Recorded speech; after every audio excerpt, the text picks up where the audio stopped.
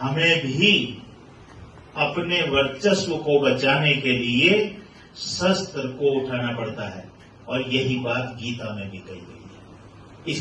इस बात को गीता में कहा गया है।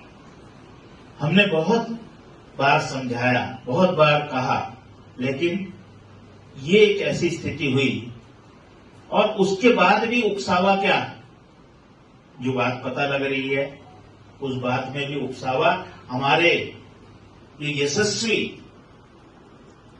प्रधानमंत्री जी हैं, उनका नाम लेकर के उन आतंकियों ने कहा कि उनको जाके बता देना।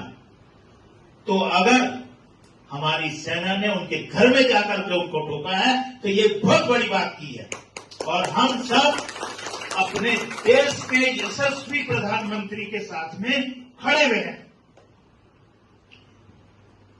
ये ऐसे नहीं रुकेगा जब तक हम उनको उनकी जबान में जाकर के हम बदला लेने की बात नहीं सोचेंगे,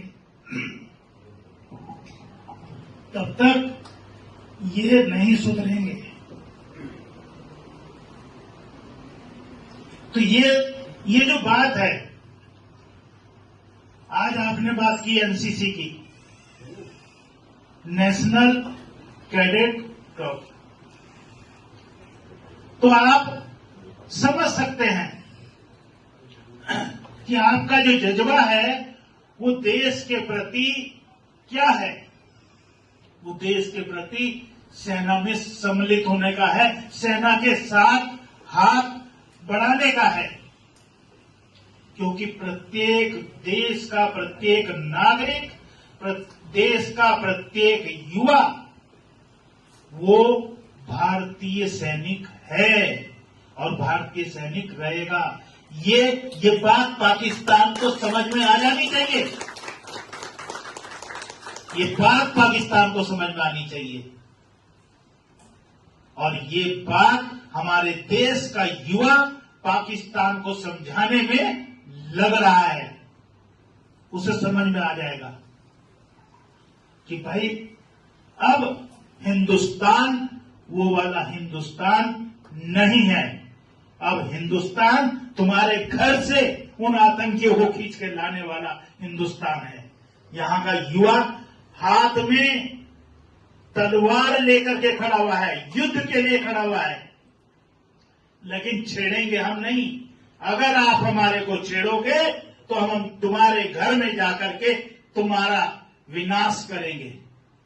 ये बात मुख्य तौर पर हमारा युवा कह रहा है, और मैं आपको ये यहां से विश्वास दिलाता हूं कि अगले सत्र से इस कॉलेज में भी एनसीसी की जो क्लासेज हैं और एनसीसी जो है वो युवाओं को दी जाएगी।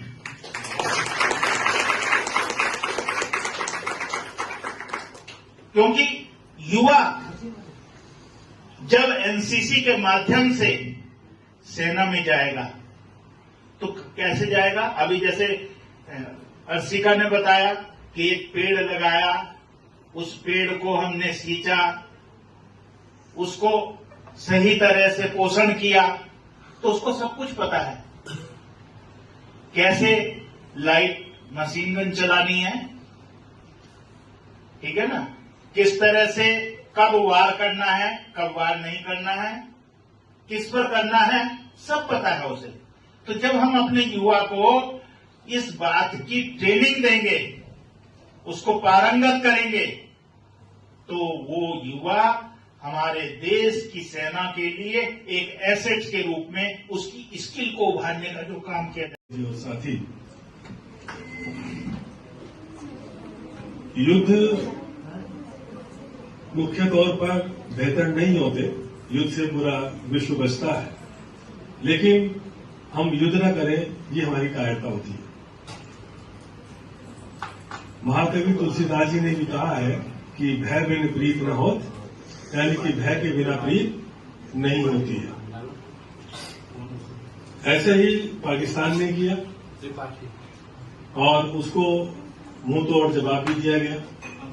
पूरी भारत सरकार अपने सिविलियंस की, सामान्य नागरिकों की सब तरीके से बहुत ही बेहतर तरीके से रक्षा कर रही है, डिफेंस कर रही है।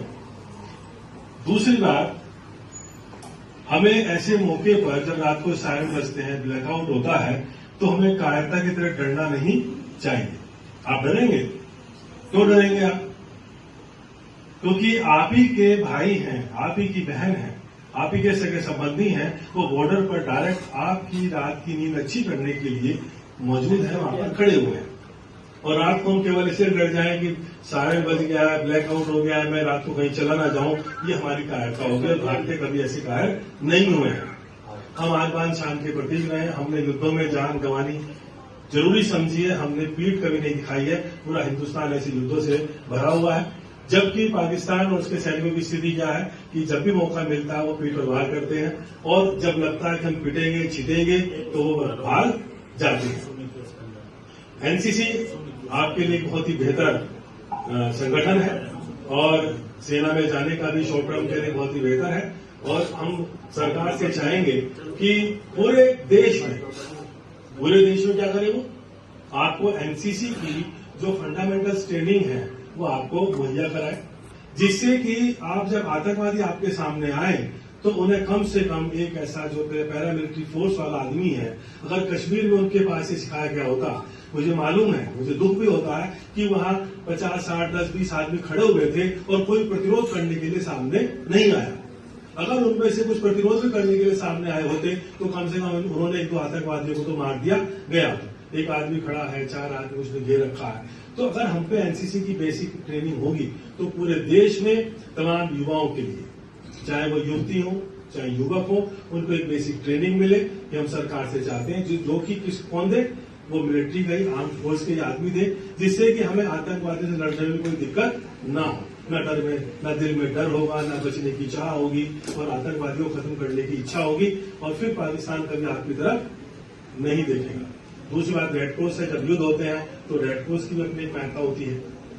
हम युद्ध नहीं लड़ सकते, हमें कोई कमी है, लेकिन हम अपने कोमल हाथों से, हम अपनी भावनाओं से, हम अपने आपके प्रति प्यार से हम आपकी मरहम पट्टी कर सकते हैं, हम आपको एक सहायता दे सकते हैं। और रेड क्रॉस उसी के माध्यम से हम सेना में भी जाकर के उनकी सेवा कर सकते हैं। मैं ज्यादा समय नहीं लेता, मुझे लगता है सब बच्चों की इच्छा होगी कि अगर उनको आज मौका मिले तो वो भी युद्ध में बंदूक उठा करके मोर्चे पर पहुंच जाए, या नहीं पहुंचेंगे? लड़का भी मुझे कम नहीं है, मेरे को सोचिए आप। मैं इसी के साथ विराम देता हूँ। धन्यवाद। आदरणीय प्राचार्य जी को सादर नमस्कार तथा गुरु जी के चरणों में वंदन है, और आप सबका स्वागत करती हूँ। जैसा कि देश के मौजूदा हालात से आप सभी अवगत हैं, उसी के संदर्भ में कुछ पंक्तियां रखती हूँ, आप सबका ध्यान आकर्षित करती हूँ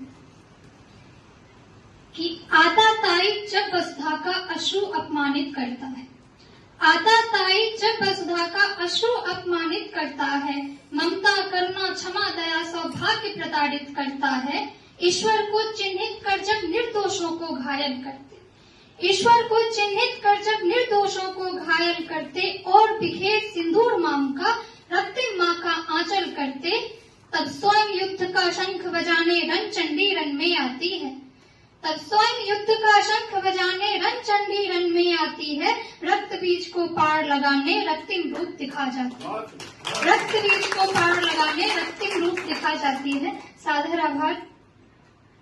और भारत का श्रृंगार बचाने